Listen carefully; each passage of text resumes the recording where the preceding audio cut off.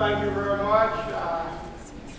I'm humbled to be here, and I accept this award with a lot of humility. But I must say to you that I'll be around for a while. I hope that this is not my epithet. It's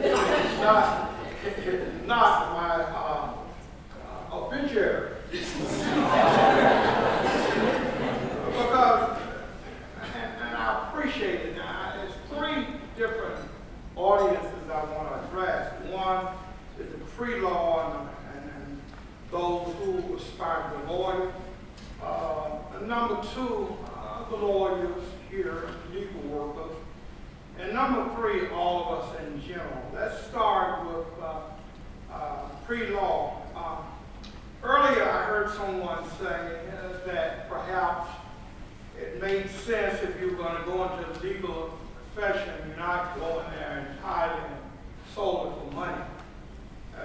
And that's a good thing, but at the same time you have very, very few people who basically ascribe to that notion. Most people look at me and they think I'm a fool because I have a resume. And half of what you all say is not even on me. For example, some of the people who introduced me were students, well, there's some people I met, were students from Prairie View.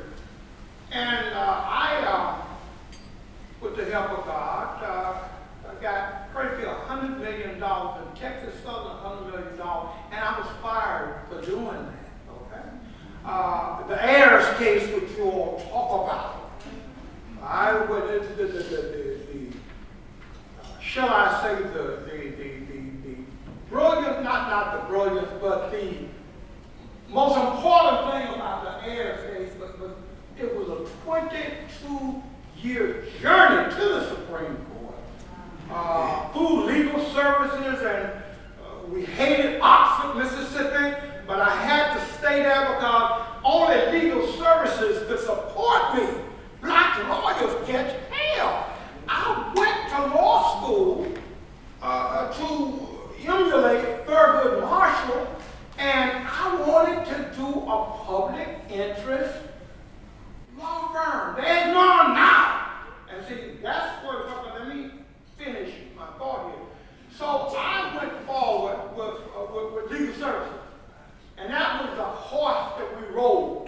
We rode that horse from 65, 60s, Legal Service Corporation 72, but from the 60s all the way to the early 90s, and of course Ronald Reagan came in there was the beginning to the end. But when we were, and when I say we, there are a lot of people all over the country got that start with legal services before. And that's what I wanted to do. Now,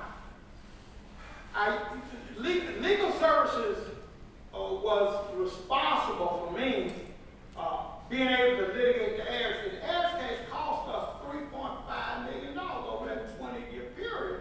And I went to the Supreme Court and won, and as a result of being winning, Trent Locke and Thad Cochran basically said I need to be fired because once you go to the Supreme Court, you come back to the district court, they make their findings, then you got to go back up to the Court of Appeal. Now, okay, you'll serve. And they told us not to appeal. Well, I was going to appeal, you know that. But then that means I was fired. Okay. No. And of course, from there, I went to Indiana University, and law, okay. But even there, when I arrived at Indiana University, 2004, 2005, Indiana University was the last open admission school. See, you all know that most of it. Open admission school, major school in the nation. And of course, they wanted to change that, and they eventually did change it, but it was a sliding scale, but I fought it. They offered me, when I first went up there, they wanted me to be an administrator, making $150,000. And of course, after 3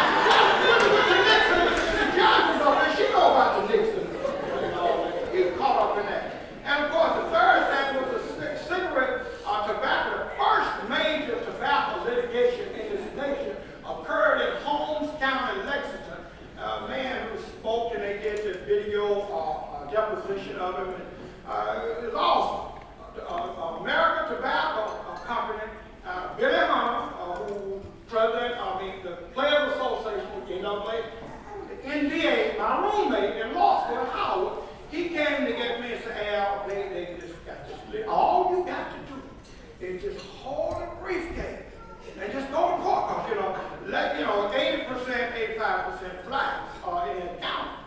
And of course, me and my wife, they wanted her to quit and so she's going to be she'll have a magician and she's going to make her paralegal.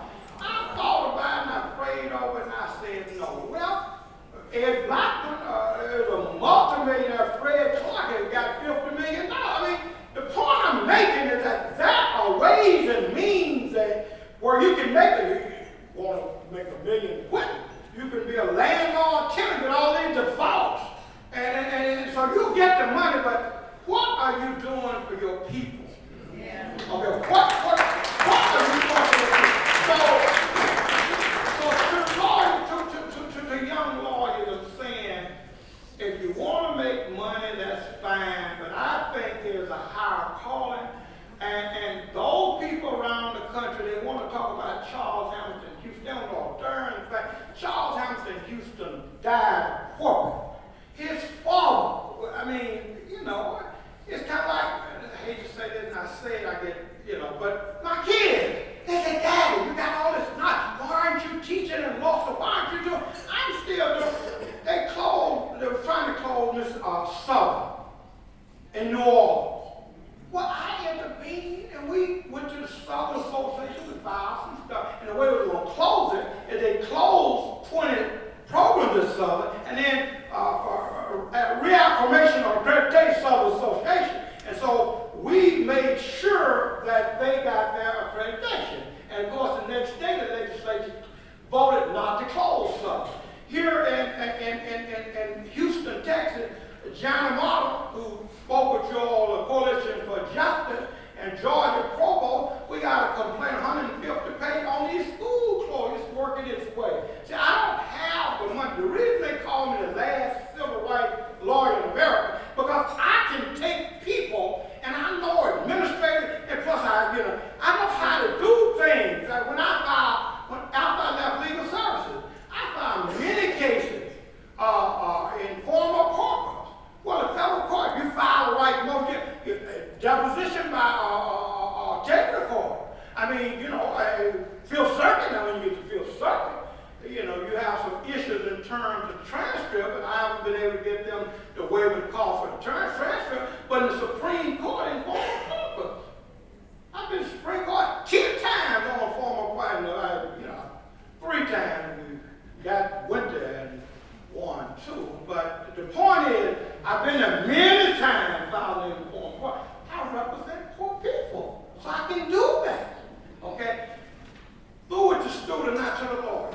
Most of the lawyers, I'm not going to say they hate my guts, but I'll say this.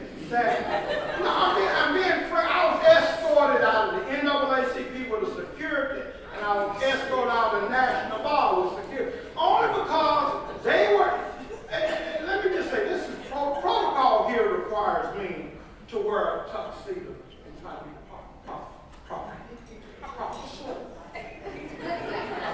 But you got 365 days, 52 weeks, and you have a panel on higher education, and you have people talking about 14th Amendment, a bunch of irrelevant stuff. And let me tell you, the problem for the lawyers is that we have to go back to a new legal theory, right?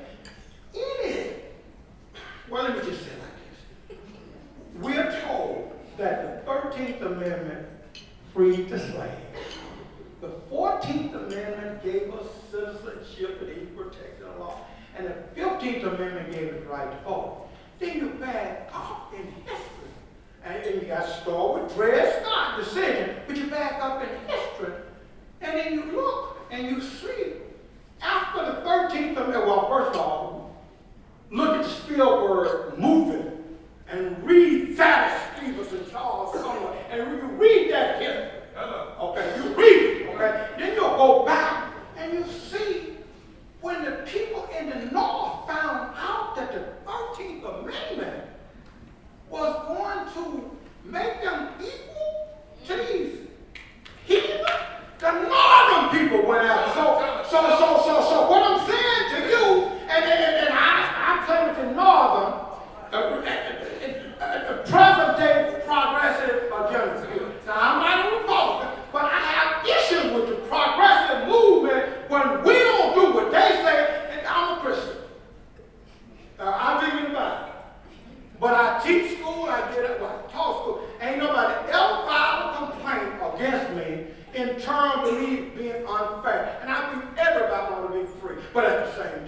believe in Jesus and I believe in the Bible. Now you're going to castrate me and tell me some kind of way that I'm unfit, and then you got Jesse in the house talking all the well again.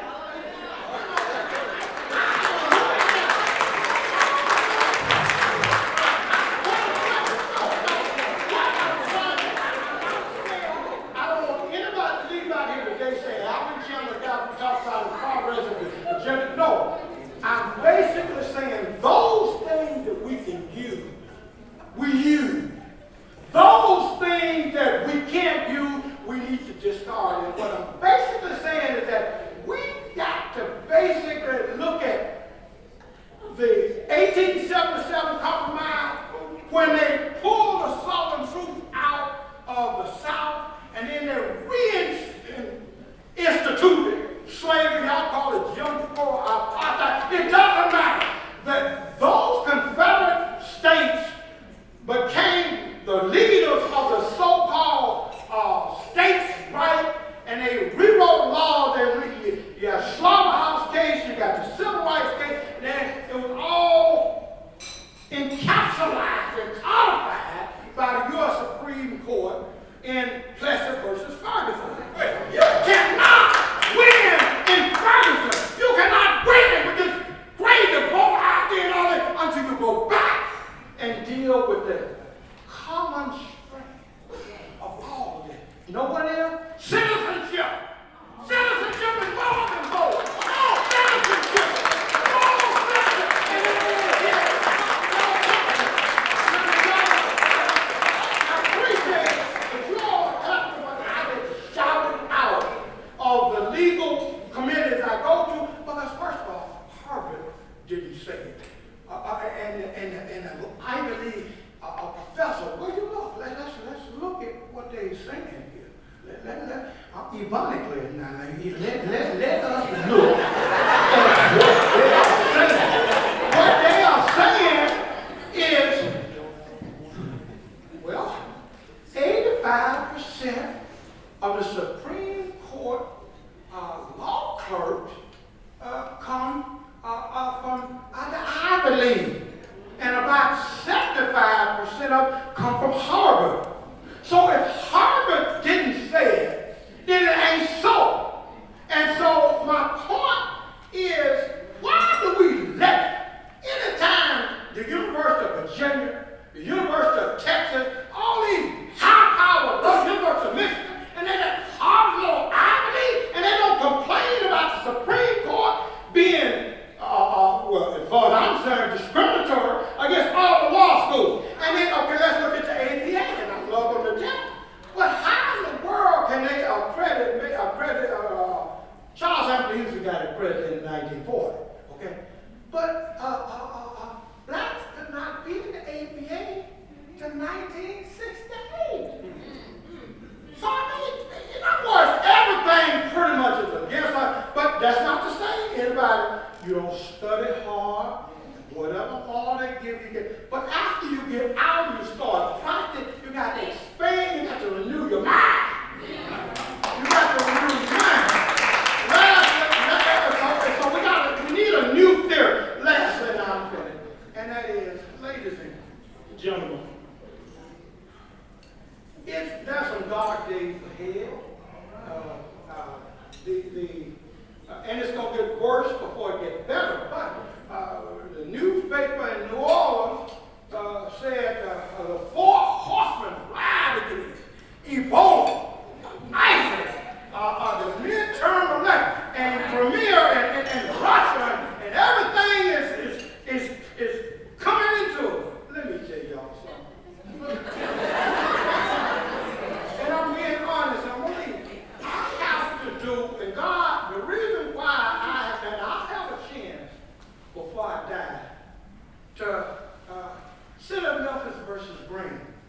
451 U.S. 100, 1981. I was 34 years old. I argued my first case before the Supreme Court. I lost 6-3. Sit in Memphis versus Green. Bad slavery, 32. I'm the only person alive been in the Supreme Court directly on the 13th Amendment, okay? Now, I say that to say, going I'm back again to what we're talking about now, citizenship. You can't let the court box you in to, well, this is the 13th Amendment issue, well, it's the 14th. It's all three. In other words, the new jurisprudence is a combination of the old plus the new. In other words, black people, you got to go back to the originals. Who are the originals? Well, let's start with Thaddeus Stephen. Let's start with Charles. Let's start with what his name? The gentleman, Frederick Douglass. These are the original. See, y'all. 13th, 14th Amendment. The original wasn't even born. Was dead. All of them was dead. So if you're talking about citizenship in the 13th, 14th Amendment, you got to deal with the Civil War and that era. I say to you that, and until I write my book on Habakkuk, and that's the so-called book in the Bible, 3 chapters that deal with social justice, to which Martin, what is his name? Martin Luther, Protestant Reformation, justification by faith, all of that comes out of Habakkuk. And I quote now leave. And it says, and the Lord answered Habakkuk and said, yet a